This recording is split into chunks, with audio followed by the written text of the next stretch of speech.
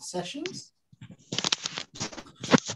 Okay, so tonight I thought we'd talk about politics in Aikido, so politics with a small p. I suppose my opening question is, how many of you have felt yourself to be in the middle of politics and maybe suffered from it as a result of your training in Aikido? So hands up. Yes. What was the question again? Have you found yourself involved in the politics of Aikido? Has it sometimes been an unpleasant experience? That's actually quite a low number, or some of you are you're not prepared to stick your head above the parapet. Certainly, I think it's quite common to see. Oh, there you are. There are 1 or 2 hands going up after the event. It's John. He's just being slow again.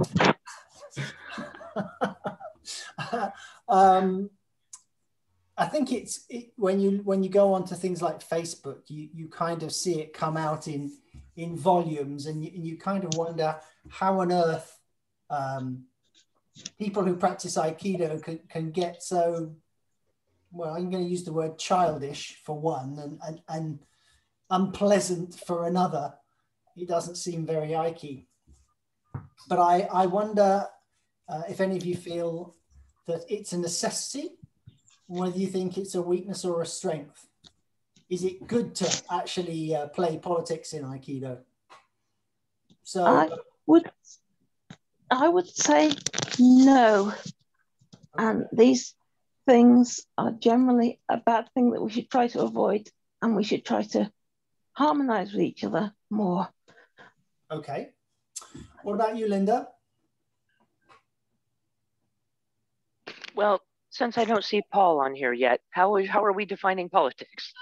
I mean, do we mean the random arguments on YouTube and Facebook, or like, I've certainly seen things happening above my pay grade. It may or may not affect me, but I'm not directly involved with them.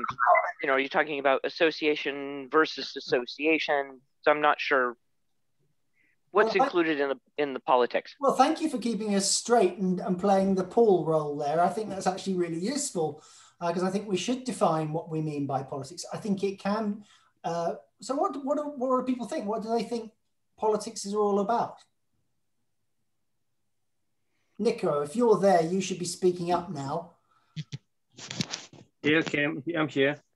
So what's politics all about? Well, politics is kind of like, it's a way of getting people together and kind of like finding kind of like a mutually beneficial solution. Is it always about a mutually beneficial solution, or is it just about selling a particular line? Well, you know, if you have 2 people discussing or kind of acting upon any thought or idea, then it is a political move, because it's kind of a part of society. And obviously kind of the very word itself, it talks about polis, which is kind of like that kind of like city-state, kind of like that was kind of like, you know, the way that the word came about. So any 2 people, kind of random people outside of an immediate family that kind of like discuss or act in an accordant manner, it is a political action. Or a discordant matter. Well, that's not politics then, because that means kind of like a discordant matter will actually completely dislocate relations. Okay, so when we look at sort of forming governments, and you've got political parties, are they being discordant, or are they working together? Well, first of all, they're not democratic, which means kind of like association of politics with democracy is completely, cut off. Okay. So in that respect, you could say that, like, well, politics kind of form some kind of activities, but like the government, you know, is using in order to govern. Okay. Whether with consent or without. Okay, I don't want to go down that rabbit hole, but I think generally most of us would accept that political parties debating how to solve national issues, that would be a good definition of politics. But I think it does come down to individual. When you're fighting for what you believe in, or standing up for what you believe in, that is a political action. Well, anything is a political action. As I said, like, you know, that kind of like consents another person. Okay, I like that. What about you, Sean? You had something to say earlier. Oh, I was just going to say that what you just mentioned about how some of the politics and some of the maybe discord from politics comes from deeply held beliefs. Yes. And that this is in some sense obviously a strength, right? The expression may be experienced as positive or negative, but that people feel so deeply about it is a strength of the art. We've all been inspired and are all passionate in our own ways. Yeah, I think that's a really huge point, Sean, that really politics arises when people stand up for what they believe. And so politics in itself is not a bad thing. It's how the politics is waged that can be unpleasant to watch. Well, isn't that a reasonable word to use, Alec? Yeah, I just quite liked it, actually. There are a couple of thoughts cross my mind. Yeah. One is that often in the martial arts, it becomes a matter of absolutes. Because martial arts tend to be quite absolute. Either it works or it doesn't work. Right. And if person A does something that they believe works and person B says, no, it doesn't, there isn't a lot of room for compromise unless they can actually work it out on the mat. And then you start to get into entrenched positions and egos. Yes. So politics can bring out the worst in people. Exactly. And certainly what I've seen, which I would call politics in Aikido, has usually been around egos. And people becoming dissatisfied with one aspect of what they're being taught or seeing, and their teachers reacting extremely against that dissatisfaction, for example. Seen that happen, seen people walk away from the Key Federation, burning the bridges behind them. Sorry if that sounds familiar to you, Quentin. But that was partly a result of some quite absolute views that were held by some of the teachers. Yeah. You'll be glad to know the door was held open for me. I've just chosen never to walk back through. What are other people's experiences or thoughts? When it becomes about personalities, that's where you start to run into problems, because it's moving away from concepts and homing in on personalities. So yeah, that's right. I think one of the things that Aikido, I think it's unnatural to think of life without conflict. Conflict arises all the time, but hopefully it's about how we manage the conflict that determines whether we're real like Aikidoka or not, in my view. So if we manage it well, if we manage it without ego, if we manage it with respect, then you can handle any issue, because you don't have to believe what I believe, Andrew, or anybody else. You can hold your view, and if we can talk about it nicely, maybe you'll come round to my view, maybe I'll come round to your view, or maybe we'll just agree to disagree. And that seems to me to be entirely reasonable. Yeah. But somehow that doesn't happen. So why does it go wrong, do you think? I mean, you perhaps ego is part of it. Maybe power plays a part too. Yes, Nico. I was hoping for a lively session from you. Oh, you're gonna get it then. So basically, kind of like one of the things that, like, again, because I have experienced a few of kind of like, let's say, bad politics or politicking, as I call it, in Aikido. Thankfully, not on ADL, so kind of like so you are. So that's why kind of like I'm with you guys. But the most important kind of like issue was that people do not know kind of like how to associate. Kind of like there was, I think, as I saw on a message, was like an inclusion versus exclusion kind of like dichotomy. So and once kind of like most people kind of like base Aikido or as a or this view Aikido as a power structure, then kind of like we're further and further removed from any kind of a of some kind of like a political participation in terms of like the democratic element that should exist in kind of like in any association, for instance. Okay, well, there's an interesting point. How much democracy should there be in Aikido? So don't you answer that yet, Nick? Okay. Because you might have a slightly biased opinion. Stop me there. Okay, I'll be silent again. Who feels that democracy in Aikido is totally out of place? You do. It depends what you by democracy. If you mean that everybody has an equal say in what happens, then that very rarely works. Okay, in what domains is it appropriate for people to have a say? I think people have the right to express their views on what they think. As to whether their views go is another issue, but to demand that your views go because of democracy, I think is the wrong way around. Whatever system you have, you can hold to your views. Yes. So as a leader of a dojo, Andrew, what do you think it's fair for you to sort of say, well, actually on this issue, my word goes? And what areas would you say this is up for grabs? It's how you guys feel about it, and girls. I have said that on several occasions where I've sort of disagreed with, and usually by discussion, people come round to agree with that view. I can't think of an example offhand, but you know, they're usually fairly fundamental things. Okay, so what sort of could you touch on the areas that you would feel strongly? I'm just trying to think of for a while, but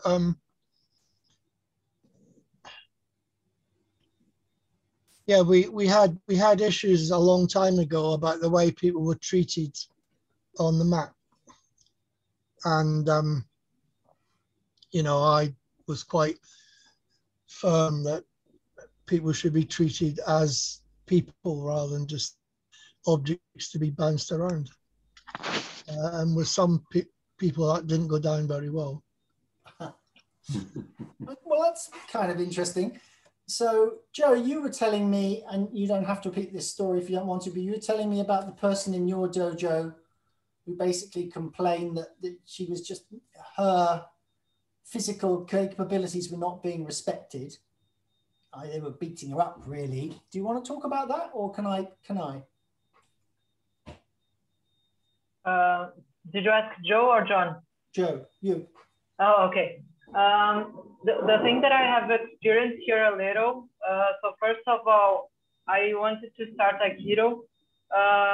We never talked about organization. Which school are we studying? So for me, it was just Aikido. I have no idea what was that about.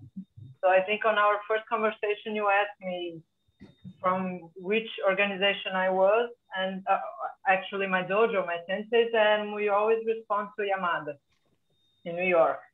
But I just went to a couple of seminars when he came to Brazil, and that was just that. I have never heard about him or anything, that his lineage, how is his Aikido. I was far away from him at the mat, just looking at some Aikido demonstrations. So I never got close to that and even approached that.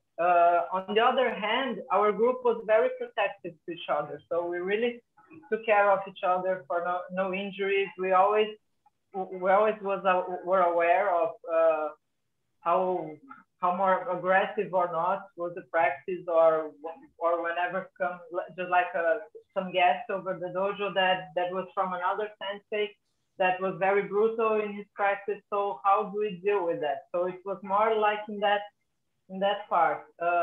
You were telling me yesterday about the lady who had the bad shoulder. And yeah, basically her partner was saying, oh, okay. Oh, just get on with it, stop moaning. Yeah, it's not that, it's kind of, we never open our personal life. So she has a hurt shoulder, but she never talks about what do I feel about this pain in my shoulder? Do I feel afraid? I don't feel afraid. So we never got to that point. So just like, okay, when I was a child, I went on, I just went to the floor and then I broke my shoulder or I broke my arm. So I had some trauma over there. So we never got that much deep over there. I was talking to another guy this past weekend from our group, and I was also telling him this thing that I missed. Actually, something that I spoke last week on our session, that it's our personal life. And then he said something, yeah, we are so busy on our daily life that when we get to the practice, there is no time for us to put our personal things and our personal behaviors or feelings or whatever. And then I just listened to that, and yeah, okay, I just don't want to be like that anymore, that I just go on a rush to practice. So for me, it's kind of, all of these things today kind of unknown. It's kind of new because now I'm getting to know a lot of other organizations, just like Aikido for Daily Life, California Association. And I have never had the idea before that there was, I just heard about Aikido extension, but I never knew about Aikido all around the world. For me, it was São Paulo, another city in the countryside of São Paulo that goes to New York, and then from New York to Dojo. So my path for me to have my degree, this was just that. The rest I have no idea. So it's kind of, and also we have other federations in São Paulo that I never practiced with others. One other extra thing that sometimes we still have this discussion how to harmonize it. As I told you, I practice Kinomichi, and Kinomichi is not Aikido anymore, but comes from Aikido. So and we have a lot of Aikidokas in Kinomichi. So how do we blend both of these practices? Masamichi Noru was an Aikidoka, and then he gave up from Aikido and developed Kinomichi. So how does both of these practices hang along, back together? How can they just like a cross training? I practice this, and then I practice Aikido, and then I practice Kinomichi. Do they hang along good or not? So it wasn't that good, and that was kind of my experience. One of more body awareness, the other was more for, okay, do the technique, kind of that. So I would say it's up to you to decide whether the link between those two is good. It's not really down to anybody else to say that, but you touched on an interesting point, because often when you've got different federations, they never talk and they never practice together. And that's because of some political hoo-ha many years ago where different teachers went in different directions, and there's no attempt really to get back together and see if they can share a lot of what they know. Because I've been around quite a lot, and yes, styles vary enormously, but there are some core truths that you usually find come out in any Aikido style. They express them differently, and it seems a shame to me that there isn't more sharing, and there isn't more debating. I mean, that would be healthy, wouldn't it? Some positive, healthy debate about what benefits you get from practicing in this direction or that direction, and where it ends up would be good. Jamie, you've been amazingly silent so far. On politics, of all things, God. So much to say about it. No, but just one thought at the moment is, this was an interesting thing when we started Training Across Borders project back in 2004 or 5. I was living in San Diego at the time, and we needed to raise money for to help send people. So I organized a seminar for a fundraiser, and there are all the different styles and organizations in San Diego, including a few in Southern Cal that we didn't even have in Northern Cal or around that much. But so, at least 7 or 8 different major organizations. And I knew everybody. So I called and I invited the main senseis from each of the organizations. And we got together for the seminar. They said yes, it was amazing. And so as we did the seminar, I was kind of, emceeing, whatever, introducing people.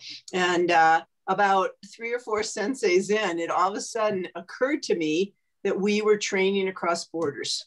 we were training across our Aikido borders, that there had never been a seminar with someone from Iwama and someone from AAA Aikido and someone from ASU and someone from Aikikai and so, you know, all the different ones.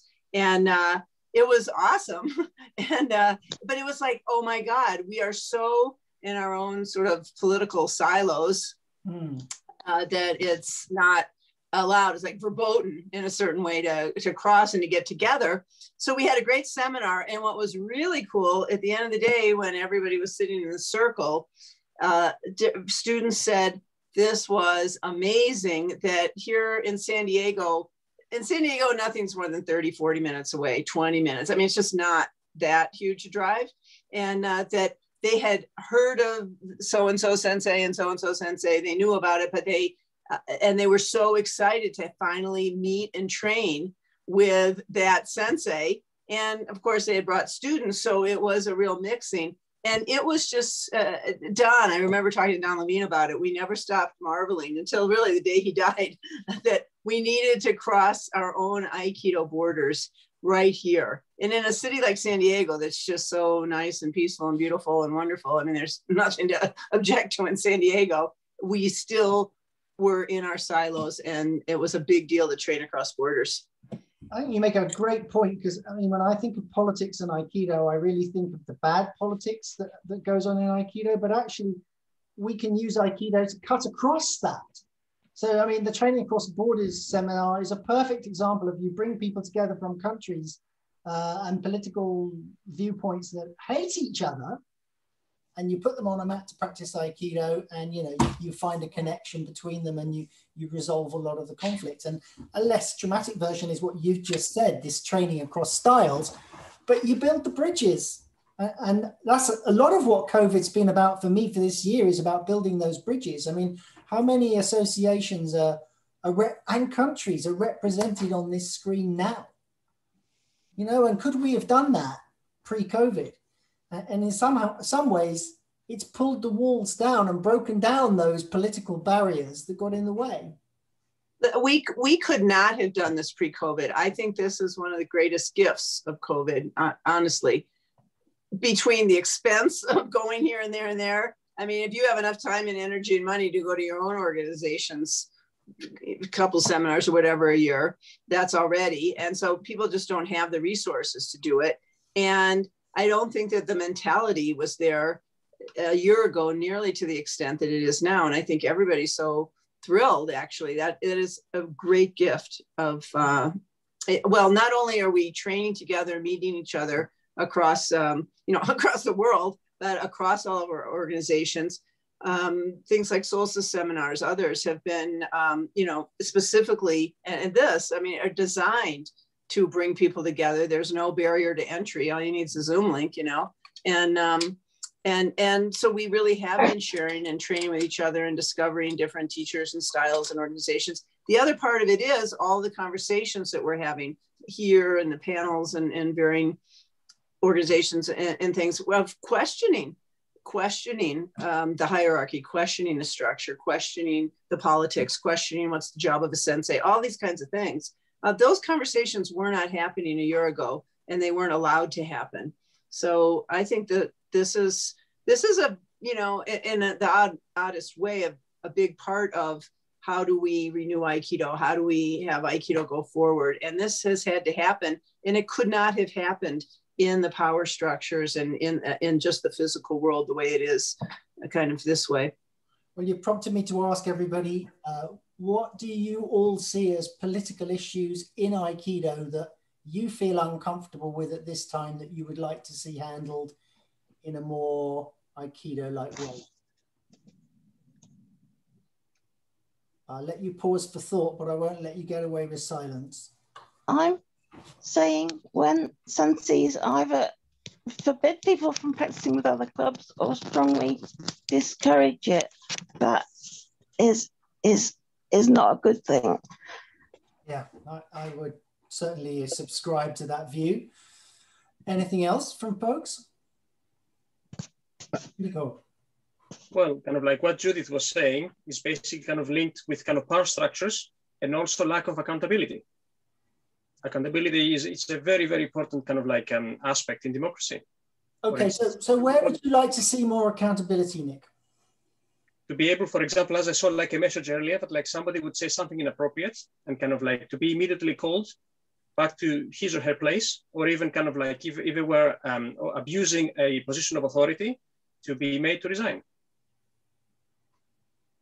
Yeah, okay, that doesn't really happen very much in Aikido, that's for sure. The only person, or kind of like, you know, the mightiest kind of like a sensei, kind of like they should be accountable, kind of like, and kind of behave, you know, like people. Great. Who are they accountable to? Who can bring them to account? Everyone. Yeah, I don't think it works like that, though.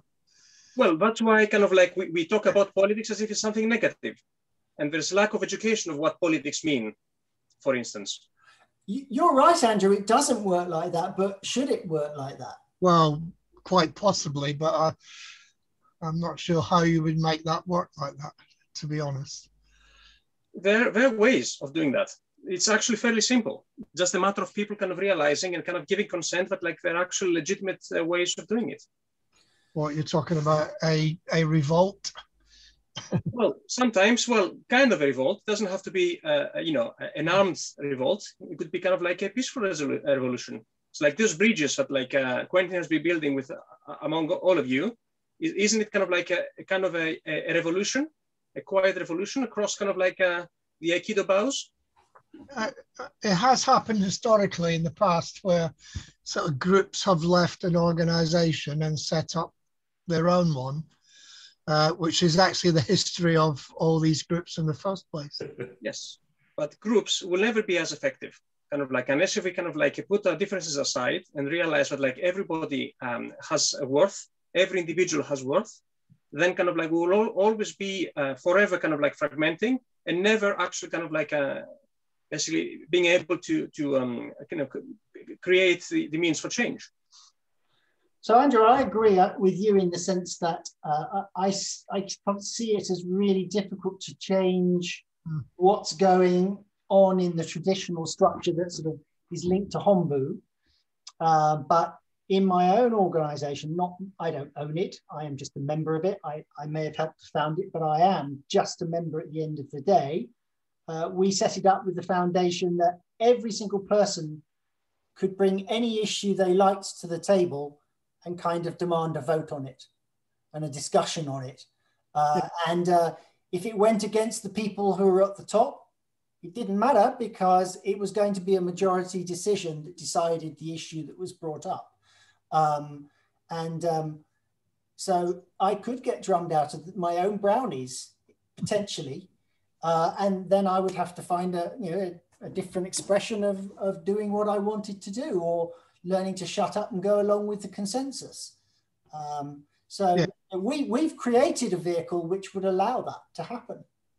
Yeah, but again, that's come down to personality. I can't imagine that you would put yourself in a situation where that would happen to you, to be honest. Well, I'd like to think that I'm a fairly decent bloke and I'd probably never do anything that controversial, but at least I am accountable. Yeah, I mean, it's there in the Constitution that whoever, whatever position they hold, it doesn't, or even if they don't hold a position, anyone can bring up anything about what's going on in the organization and see if people are for it or against it. Yeah, oh, that's great. Well, it could be great. I mean, I think it's great, but you don't have to agree. I'm just saying it does make it, it does mean that we are accountable and that I can't do just anything I want to do. And if I don't treat people well, it's highly likely that will come back and bite me, which is kind of interesting. David, I saw you shaking your head there earlier on when Nico was speaking. What were you thinking? Well, I'm not entirely sure. I think what the model you've created, Quentin, is very good and probably I don't know how unique it would be. But my Aikido experience is quite limited in terms of organisations, but I've seen a number of issues. In most cases, I don't know, and maybe this traditional thing that you know, the head of an organization or head of a dojo or whatever you want to call it, you know, if you don't like them, then you go away and leave and join somewhere else or form your own organization. Obviously, one of the consequences of that is now there's probably more, or as many organizations as there are people training in the UK, probably, almost, because the numbers in each one are so small. But if you had I don't know, I mean, if you look at I guess the Joint Aikido Council, there's 6 major organizations in there, each have probably got their own head. I'll still be surprised if one of, you know, if a number of 10, 15, 20, 30 people in there decided they didn't like the guy at the top, you know, would they be able to oust him? And would that really be, I don't know. I'm not sure it's I mean, Nick was talking about democracy. I'm not sure how democracy fits in, whether democracy is actually a good thing anyway, but how that fits into an Aikido thing, everyone having a vote on what they think, just seems maybe a bit too far. Well, since kind of like Aikido is still an association of people, kind of like I cannot really see why kind of like that political aspect, kind of like, you know, that is part of training, but it's not actually another kind of way of training citizens. It's like, you know, even a teacher seems to be accountable, even to his own students. So kind of like why, you know, I want to talk about like, you know, a class. So when people say like, oh, this is not a democracy, well, actually, I disagree. I'm a teacher, I know a lot better. Kind of like, I cannot abuse my students, for instance. And there's a student council that can bring a complaint against me, for instance. So isn't it kind of like something good overall? Kind of like when we have kind of like quality control, isn't it a part of accountability? So, you know, obviously kind of, again, I'm a teacher, but like, you know, one of my biggest hobbies is political theory, and especially kind of like the element of democracy. I've been doing that for many, many years. So, you know, so when I basically kind of like talked about like, you know, linked politics and democracy, there's a very, very specific and kind of like a very conscious kind of like direct action of what, you know, why I said it. So of course, you know, it could potentially derail the whole conversation, you know, about Aikido and politics in general. But if anybody wants to kind of to hear more, obviously I'm here. I've sat on many long car journeys and planes with Nico and discussed this to the ends of the earth. So when he says he's really looked into it, he really has. Sean. Well, I'd just like to sort of throw a stone out there and point out that, you know, O-sensei said that the emperor is democracy. O-sensei had his own idea of democracy and he was all for it, but his idea of democracy was a very hierarchical form, right? I mean, he would say things like teach to the top, right? You know, he had this very strong idea that there should be a single central sort of leader who was competent and sort of knew how to do, and everyone should sort of fall in line and support them. So like, I get that. I think that's a really good point. And that, you know, Nico, I think, I mean, I would love to think that the world operated the way that, or the Aikido world, and it come from hierarchical and imperial traditions and things, would have an accountable sense of democracy. I don't think it does. And let me tell you 2 things. One is, you know, there is no oversight. So for example, in the USAF, the United States Aikido Federation, I don't know how many of you are aware, but at least 25 dojos have left, and it's been like a revolution to have that happen. And that's been over issues of sexual abuse, quite honestly, and sexual abuse, sexism, and sexual abuse. And there is no oversight of Yamada Sensei or whoever these big Shihan are. That it isn't there in the way it might be in a university setting or even a corporate setting or something. It's not like that. And so this is like a huge earthquake in the USAF that's happening.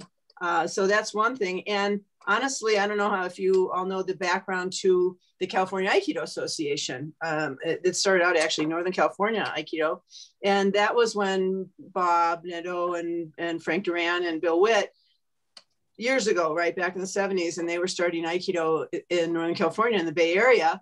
And they chose not to be part of USAF. And that at the time was a radical thing to do. And they said, you know, they didn't want to be under that rubric, and they wanted to have a direct association or connection to Hanbu Dojo. Once that was secured, they were able to create their own organization. it's now the California Aikido Association, but they didn't want to be under the control of USAF or Yamada Sensei, and they didn't want to financially be bound and all of that. And so they made their own organization. This is politics, you know, this is big politics. And, you know, and then there's personalities, and this is all old traditional stuff. And this is the stuff that I hope is changing. And as more women, more diversity comes into Aikido, we're finally in the 2020s to start getting here. But I mean, there was a time when Dojo visited the Bay Area. So I think it was back in the 80s. This was Kishamoro, and it was awesome, you know. And then all the big, you know, main heads of things had a dinner, and I wasn't there, but there was a story, and I know it happened, where there was some throwing of wine glasses and at each other, wine and glass, you know, shooting around and breaking. That was not cool, but that happened. So, you know, I mean, between personalities and politics, which is what politics is personalities in organizations, institutions. I mean, a lot of stuff goes on, and people don't get advanced. You can be punished. You are rewarded and punished through politics. And that's tough, and it's hard to speak up. These are really important questions, and I think things that we really need to be challenging now. Yeah. Nico, I'll come to you, but I'd like to go to Linda first, please.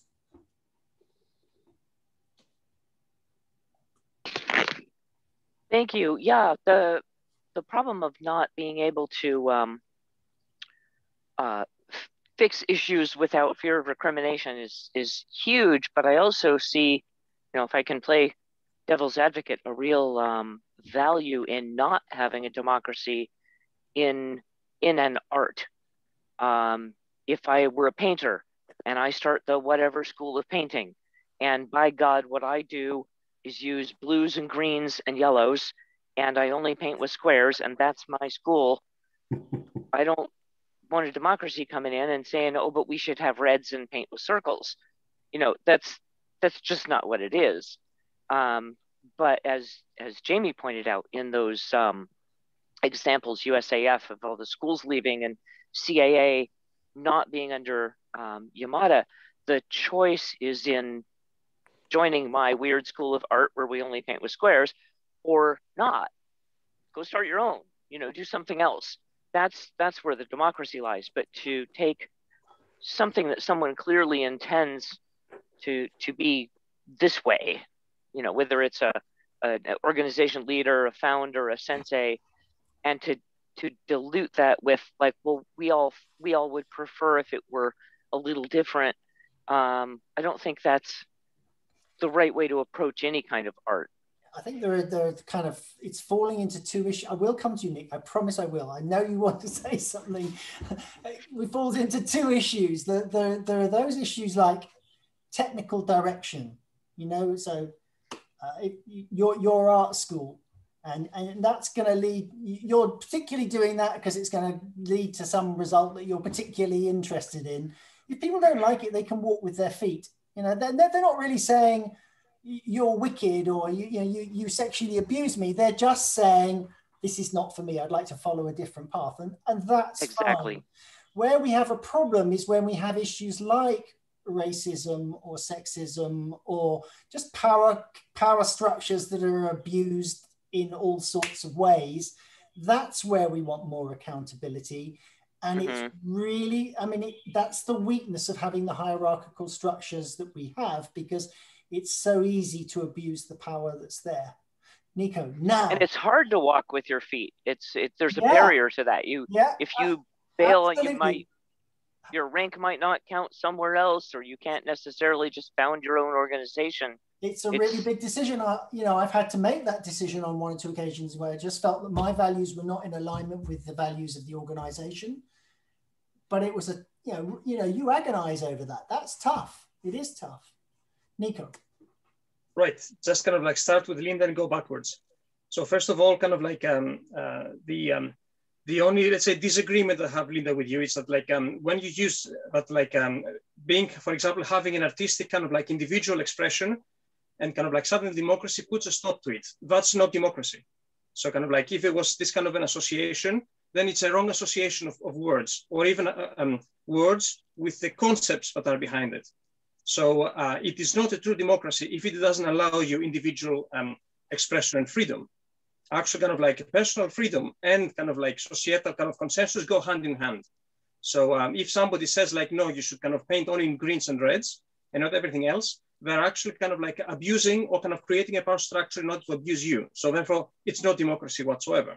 So number one is this. So going back to Jamie, I totally agree, Jamie, what you say. Kind of like, again, kind of like the moment that you can create structures, then it's very, very hard to be able to insert accountability into that. And as I said in the beginning, when we say and we define politics, and especially when we define politics, not in a very nebulous way, but in a very, very specific, kind of like, using political theory, then suddenly kind of like politics and Aikido become undesirable. Because the way that people see politics is not necessarily aligned to what actually politics is or what democracy is. And that's why kind of like people are really confused. And I have to say, I have been confused for many, many years. What I thought, for example, democracy is, what is politics is, how we associate with each other, how we kind of create consent, how we kind of like, we exercise our own personal freedom, and how we sometimes we kind of like have to put our freedom, take a back step if it's for the benefit, for example, of the greater societal kind of like, group that we belong in. For example, like even in an Aikido association or in an Aikido dojo, there's always kind of like this kind of active consent, or as it should be an active consent between those kind of like, within a group, but kind of like they have to put kind of the politicking aside and basically kind of being able to really bring forward the very essence of kind of like what it is to be an Aikido dojo or what it is to be a society. So that's very important. And going back, I think, was it Finn, but said it about kind of Osensei talking about democracy of the emperor. Sure. Sean, yes. So again, he may have said that kind of like in, I can't recall when he said that, at least on John Stevens' book that I've got about Osensei. He has said that Aikido is perfect democracy, but then again, and I can actually possibly find the direct quote from the books. But again, what Osensei thought, and if he actually said about like, the democracy of the emperor, that's not democracy. It's like kind of talking about kind of like democracy of China. It's not democracy. Democracy of the United States, it's not a democracy. So, if we just use or abuse these terms, then kind of they lose their own meanings. And then in the end, it's basically it can be a democracy as long as the tanks are not rolling in the capital. So can I just say that you're a purist on language, and, yes. and that's not a bad thing, because you go back to the origins of democracy and you look at what was intended when that word came about, and then you compare it with our understanding of what we're seeing as democracy in a Western developed world, which is perhaps, is it the best example? I'm not sure, but it's perhaps the leading example if you compare it with Soviet Russia, for example. And we have a completely different understanding of what democracy means compared to you. So we just have to be careful that we don't lose ourselves in, your definition, purist. I'm not saying wrong, I'm just saying it's purist compared to what's commonly understood by democracy. That's why kind of people get confused about politics. And that's why kind of like, if you don't understand the general principle, it's not that like, it would have been great if we were taught, for example, that in school, for instance. Yes, I'm not kind of like having a god anybody in this group call, for instance, kind of like, but I have been kind of led astray, kind of that, what we regard, I had to go deep into kind of like a constitutionalism, kind of like, political theory, kind of like judicial law, and kind of like trying to pick up, when people talk about politics, what do they mean? Kind of like, what's the dictionary definition? Kind of like, and what other uses can be done? And sometimes because we have a very superficial understanding of it, that's why we can kind of like fall into traps. I think that's at least kind of like, I've got to see things. So when people, for example, kind of like, we have some kind of a Aikido hierarchy, and then talk about like politics or democracy, then kind of like, of course it's never gonna work. Of course. And then kind of like people then associate politics with power play, which is not in any dictionary definition anywhere. So suddenly people say like, oh, I'm not getting involved, even though in the end it comes back and bites them in terms of like inhibiting their practice, kind of like seeing kind of sexism and discrimination in the dojo, breaking up of kind of like of groups, kind of people, kind of like fragmenting Aikido, kind of like creating bad examples, kind of like of Aikido in the wider world. And I can talk all night. Okay, I hear what you say. I would say though that power and politics are very, very closely associated. Yeah, but they not may be different things, but they are very closely associated because the way people play politics usually results in power of some sort of heading in one direction. By the way, you and Sean should definitely get together and chat. You'd have a blast. I would love that. Did you have something to say, Sean, or I think David did at one point? Just very quickly, I was going to say that I completely agree that lots of people use different definitions of democracy, and that, you know, that's why I brought up this, you know, O-sensei uses the word democracy, but he clearly means something radically different from what we understand. Yes. So I completely agree with what you said, that, you know, we need to look into what this is. David, did you have something to add? No, I was just going to say that, I mean, I appreciate Nico's passion for the ideal democracy, but I'd just be curious to know if there's many examples of what a good democracy is in ideal terms. I suspect I'm not aware of any. Nothing. Maybe Quentin, your dojo and your organization might run a closer thing towards democracy, and well done you. But then. We're the only example in the whole world of a true. But it might be the only example in the whole world, in which case, great. But in which case, spread that word and move it out to anywhere else. But I don't think the ideal version that Nico, great though it might be, is not practiced anywhere. Quentin, can I just make a quick point? Sure, I can't believe you've been silent this long. She was making cuts. Thank you. I just wanted to say that, I mean, I think for me, the critical matter that has been mentioned was by Jamie in terms of talking about what this COVID era opportunity has presented about sort of cross-border and cross-association collaboration and doing stuff that we just couldn't possibly have imagined, you know, within a single physical dojo. And I think that is so true. And it's a very optimistic message. And I don't want to not be optimistic. I don't want to be pessimistic. But I think the test is going to come when the many problems of COVID start to diminish. And that is not to diminish the terrible things that have happened to a lot of people, by the way. But for me, this, as Jamie said, this has been a tremendously exciting international collaboration, and this meeting of minds here on a Thursday in particular. But I think the test will be what happens. I mean, there's some very noticeable absences from these things going on around the world. Not everybody in the Aikido world is engaging in this way today that we are. And I find, you know, I have a certain sort of sadness about that. So there may be a bit of a rush to rebuild exactly what was there before.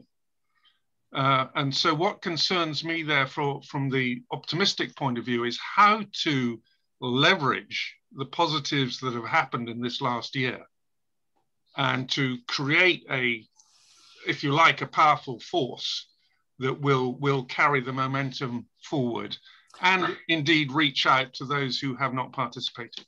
My suspicion will be that there were many people now who will say, well, of course I'm going to go to that teacher if they're appearing locally, because, you know, I sampled them on you know, solstice seminars or whatever, and they were brilliant. So I'm going to go. So rather than seeing a wall, now that some of those walls and boundaries have disappeared, I think you're totally right. There are a lot of people who have just kept their heads below the parapet and have chosen not to play in any way.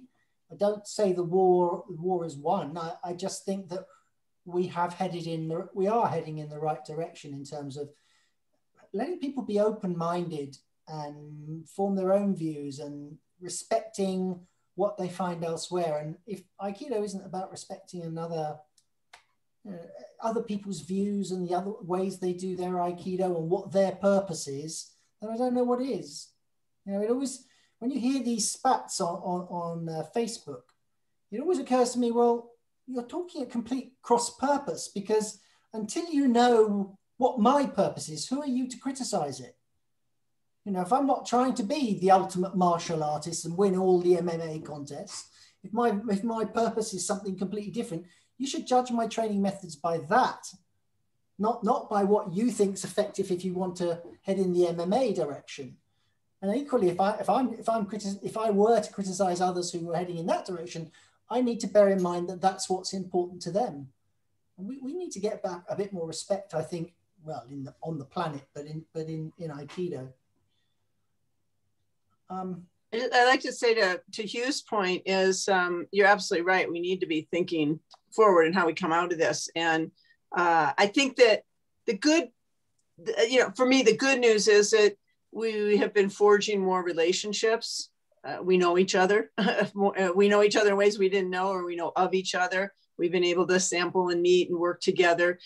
We've collaborated to create online kinds of events and seminars. So that's good. And also, we've started conversations. We've started conversations about the hierarchical structure of Aikido. We've started conversations about inclusion and abuse and Aikido and race, Aikido and protest, all kinds of things. We've started conversations that have needed to be here for so long. And they're still baby, you know, they're just the beginning conversations, but just that we've been able to start them, I think is important. And I think we need to be conscious as we come out of COVID and carry forward so that we can continue to sort of train across borders. I don't know about politics in the sense of that Linda was saying, using power to reward and punish people and that sort of thing. Those are issues that I still think need a lot more addressing.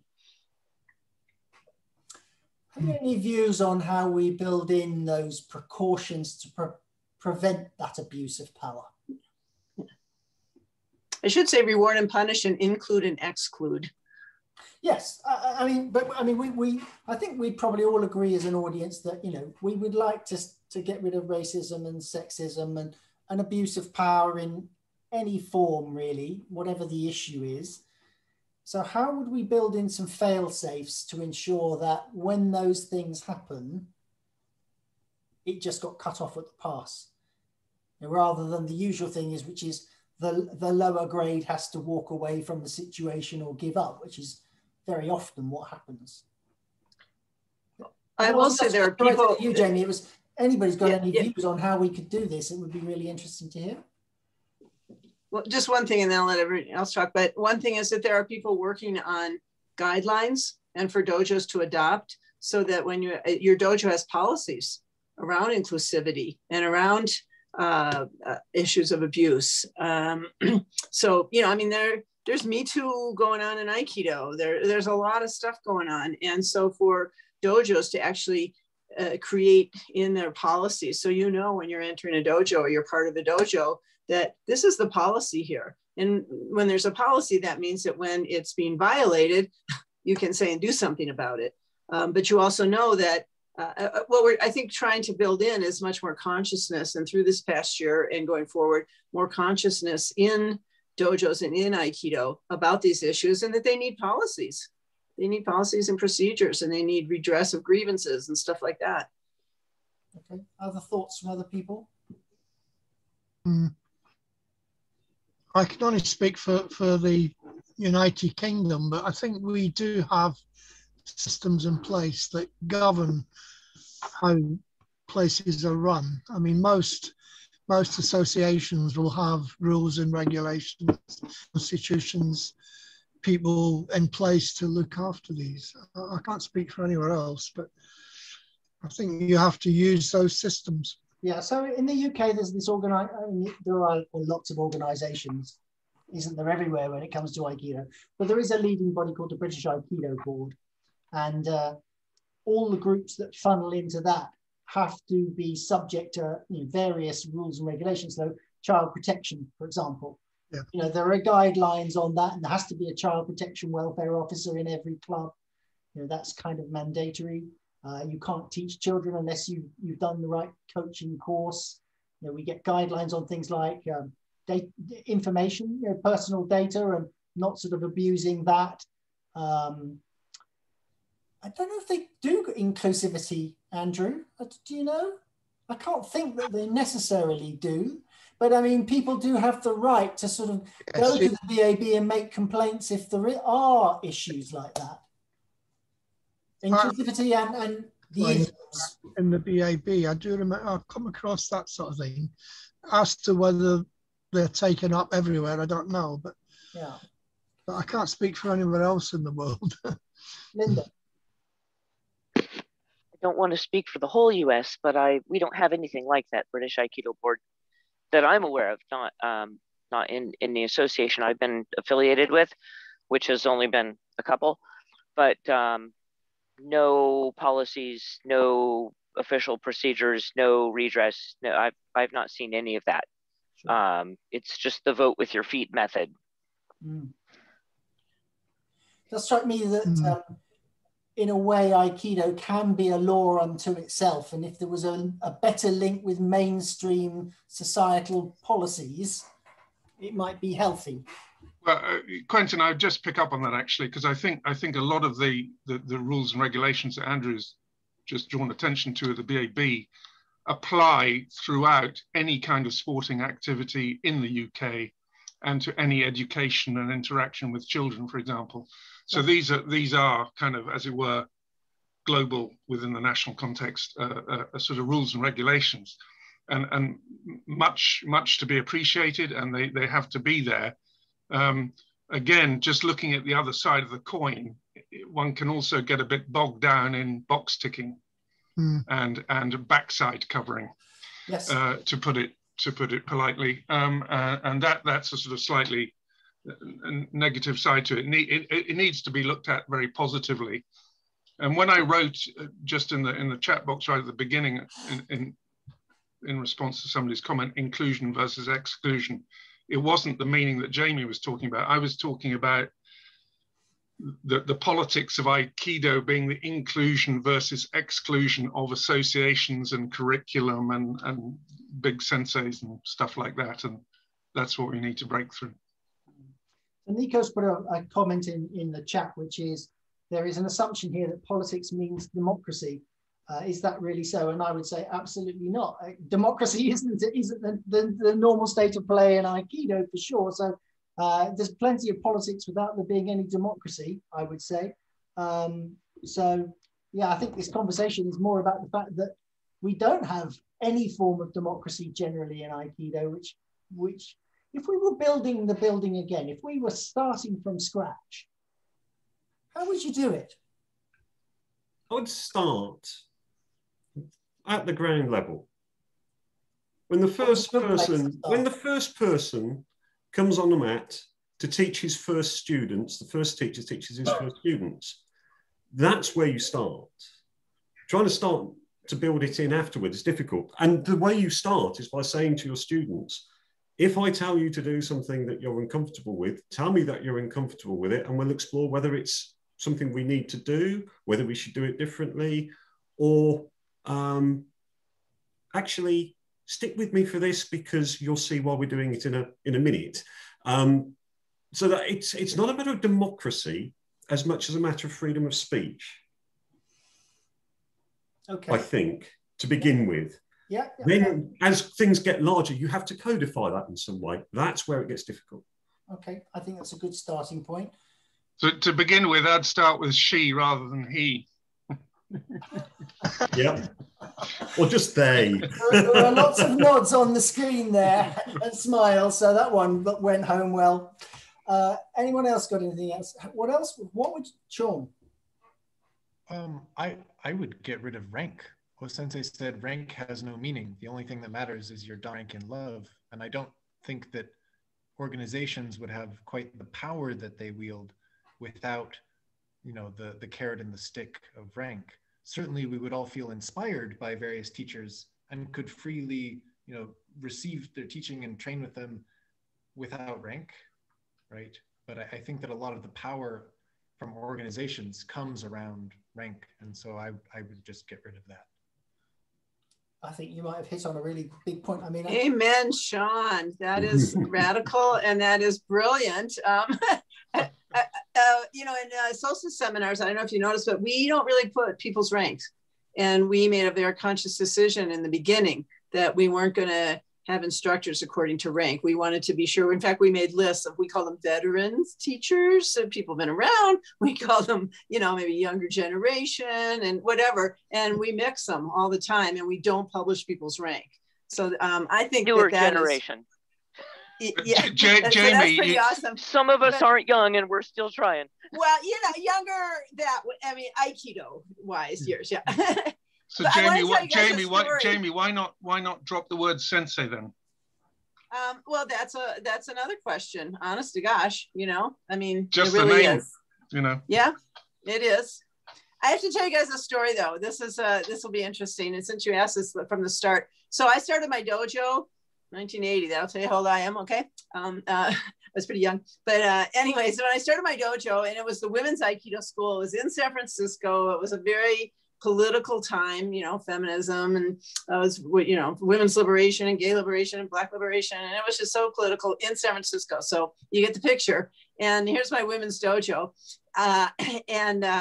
so I had, you know, say 20 students or something like that in the beginning. And it was seriously multiplying 0 by 0 because nobody knew anything, right? And like, how do you, and I go, okay, well, I'll be okay. And then I grabbed, they didn't know what to do. And they didn't know, it was terrible. And nobody would come to my school, senior students, because it was sort of like too many lesbians or something, who knows? But anyways, it took quite a while. Molly's laughing, she remembers everything. And so when, after a while, like the first 4 or 5 months or something, I actually had some students who came more than others, and they were starting to get it, and we were starting to get off the ground. It was so great. And then what happened? Like 80 or 90% of my original core group that was starting to get off the ground walked out. And it was a political boycott. This is a true story. It was a political boycott because, you know, we had this picture of a man. We sat like this. We didn't sit in a circle. We weren't doing consensus. And they really complained very angrily that I chose some people and not others. Why did I call her like 4 times and I only called her twice, but I never called her once? And it was like, you know, so it wasn't equal. They wanted me like every single one had to be called equal in numbers of times, and, you know, so that we had equal consensus. And I don't know if you call it, what's a consensus democracy or whatever you want to call it, but they literally walked out, boycotted, and they didn't come back. I think maybe 2 of them came back, and I had to start all over again. And it was really a big issue. So, so what I want to say is, here we have the in class where there is some sense to having a structure and some of the tradition and all of that. There's a real sense to it, and all. At the same time, just because that's happening in class doesn't mean that the running of the dojo or the way decisions are made or who's empowered, and that we aren't all equal as a community, and maybe how the schools run. But you also have to decide that. I mean, and we're looking at structures of dojos. And if you have a nonprofit or you have a board, as opposed to, hey, it's my dojo, I'm the teacher, I'm running it the way I want to do it, that's it. So those are 2 issues, you know, on and off the mat within the dojo itself. But I thought I'd share that because that really happened. And it was really tough. And I struggled with it because I shared a lot of the same ideas. And I struggled with having a man's picture up there and why isn't it all equal? At the same time, it was impossible. And when they literally, as a political, they were protesting me for, you know, calling certain people more often. And I only called them because like we could get somewhere with Aikido because they came more. Tricky. Anyone else? So we've had some great suggestions. Let's drop sensei, let's drop rank. Let everybody's views be heard and respected. Anything else? Joe. Yes, close to what Hugh just brought, it's after COVID. I don't know when it's gonna be the after, but I was remember Vitor, my sensei, he used to do a gashuku for the last, I think, 3 or 4 years. It was a meeting once a month, and people just gathered to practice. And there was, I don't have exactly information, but I think there was different federations, different organizations and dojos. But whenever we had some problems over there or some discussion or conflict. But I think it was a meeting once a month. But what happens when we come to a dojo, a club, that we have that group, we have a sensei, we have an organization, we have the belt test, and then what will happen later? So we are all here, each one from one side of the world, and we are not here in a online seminar twice a year. We are here every week together. Now twice a week, as Quentin started the Tuesday session. So how are we going to strengthen ourselves later when we get back to our weekly practice in our local dojos or our local clubs, just to rebuild this? Because for me, at least, I think I'll rebuild this from the scratch. I'm learning with all of you, with all of this discussion, all of these points of view, these new positions about politics, about hierarchy, about everything. So how are we going to rebuild this? I think it would be kind of a daily, tiny little work that we have to work in the future. So it's something that I think it's big, but it will demand on us a lot of work. So a lot of work. Hopefully we still have this after, just like in our new normal. You have touched on something that is worth just discussing briefly. So, I think in the UK, we'll kind of be back on the mat by June, July. But, we'll have been going at this for over a year then. By the way, that comes up at early April, and I want an evening there where we bring along a glass and just chat about, how the year's gone and what we've learned and what the benefits are, for the very point that actually I think there's been huge value in it. And it would be, I think, such a shame if we lost the community that's been built here. So we might not do it every week, but certainly I think we should do something maybe once a month and get together and do something, because it's been rich. Yeah, can I just chip something in? Yeah. I think it's generally agreed now that the commercial world, the business world will never be the same again. People have got used to working from home. And I hope that this kind of thing can happen in Aikido as well. And I'd love to see this continue. That's nice to hear. Molly, did you have something? Throw something in here. Politics. So it turns out that because of politics, Jeremy and I are opening a dojo. And our intention is to, when we can train physically together, is to have a monitor set up in the dojo that allows anybody from any place to come and observe and train in a class. This is our intention. So we're not limited or limiting, and that we can do a broader, have a broader base of people. So we're planning on maintaining this international relationship, because that to me is the field that Aikido is going to grow in, is that we're not going to be, holding close. I know that in the dojo that I grew up in, and in the California Aikido Association, it's not without any issues. But when they came together, it was Frank Duran, who is a Hombu dojo respecting, O-sensei's, all his basic teaching. You want basics? You got Frank Duran. And you want love? You got Frank Duran. Then we had Iwama in our grouping. And then we had Bob Nadeau. So there's these three disparate, but not, heads, if you will, coming together in an association. And we train cross borders if you will. And this has always been my training for, 35 years. It's always been that. And when there was a dust up and one of the teachers, Bill Witt, wanted more rules, a lot more rules and a lot more rules. And this came up in a vote. So there was a democratic relationship to what do you want to do? Do you want more rules or do you, what do you want?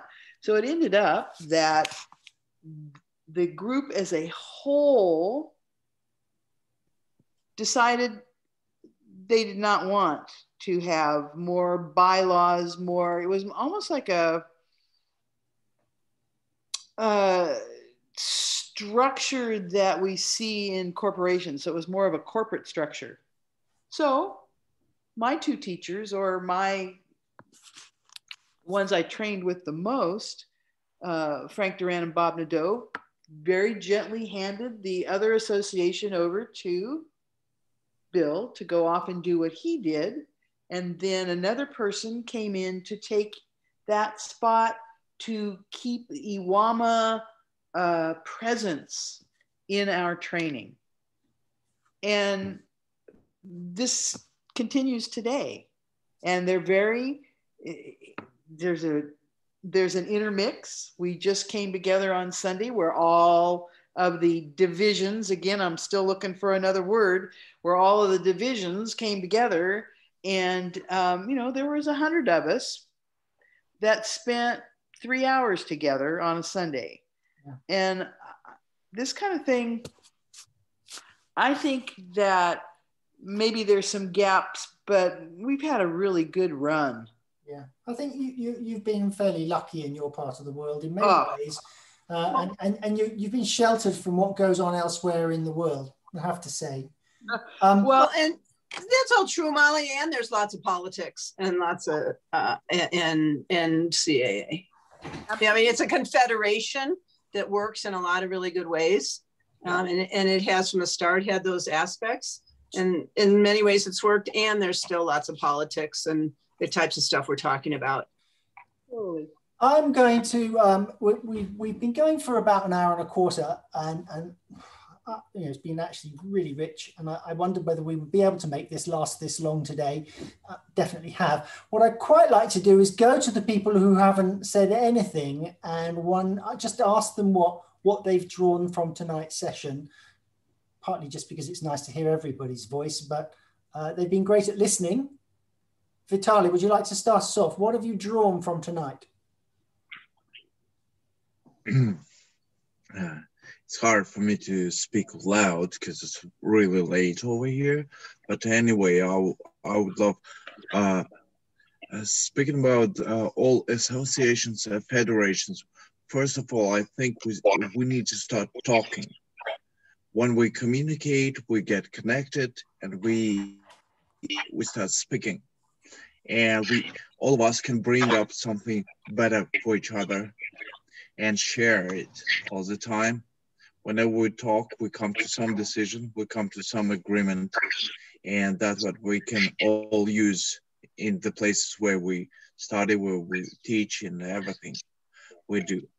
And coming to the point of these meetings, I don't think they should be somehow be off when everybody gonna be on mat.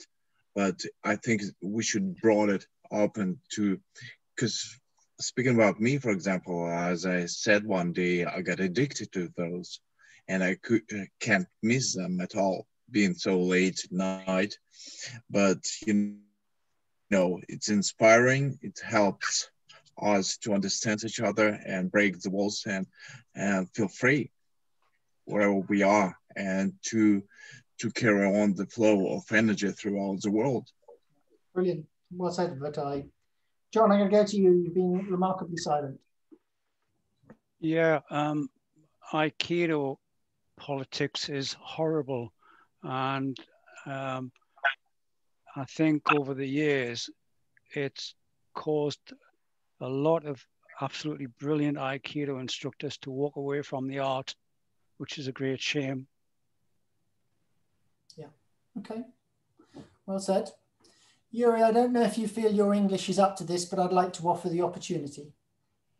So you can go, no, I don't want to, or, okay. All right, Errol. I was listening to the conversation because I came in with a certain idea beforehand. And after listening to everybody, I realized that what I was thinking was slightly different. There seems to be a very big difference between internal politics and external politics. Politics that happens within the dojo and politics that happens out between dojos, let's say. There's also a difference between politics of the way I'm training. So this is my school of training, and you're not flexible on that because that's what our dojo is. But there are aspects where you have to listen to people, and that's politics was outside your particular school of Aikido. So there's some things, so some parts of the dojo is very inflexible because that's what we are. If you don't like it, you shouldn't be training here. But there's other aspects which you have to be flexible, that's rights of people, not approaching individual, status quo. But another thing that wasn't mentioned is that the traditional structure of a dojo is very pyramidical, which in its structure does not allow for diversions of opinion. Very much one person sets the tone and says this is what goes, and everybody follows, because that's the structure of the dojo. And it's also a structure of a martial art. The martial art comes from one person teaching everybody below it. So it becomes very much pyramidical, which is very much not a democracy. And it really opens it up to abuse, which is just the character of what martial arts is and what dojos is. And Aikido has got that problem where it's a martial art, so it's got that characteristic of being very pyramidical. But on the other hand, it wants to be very flat.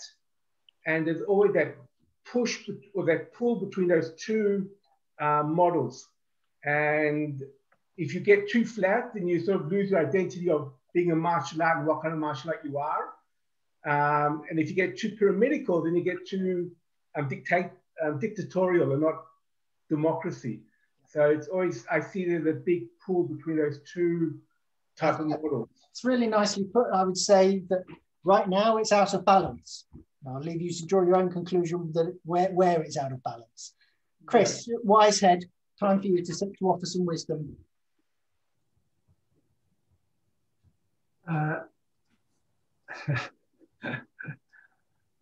Pardon me. I've simply been listening. I really, really appreciate the open dialogue, that anything's on the table. If Aikido can open itself in that way, then it will grow and it will evolve powerfully. Any exclusion, and we're in trouble. Aikido is all inclusive, literally as a practice. Well, so good on you is my response. Those sounded like wise words to me. Frank, are you feeling up to inspire us? What have you taken from tonight? Yeah, can you hear me? Yes. Okay. I've been listening and I've gotten 2 or 3 things.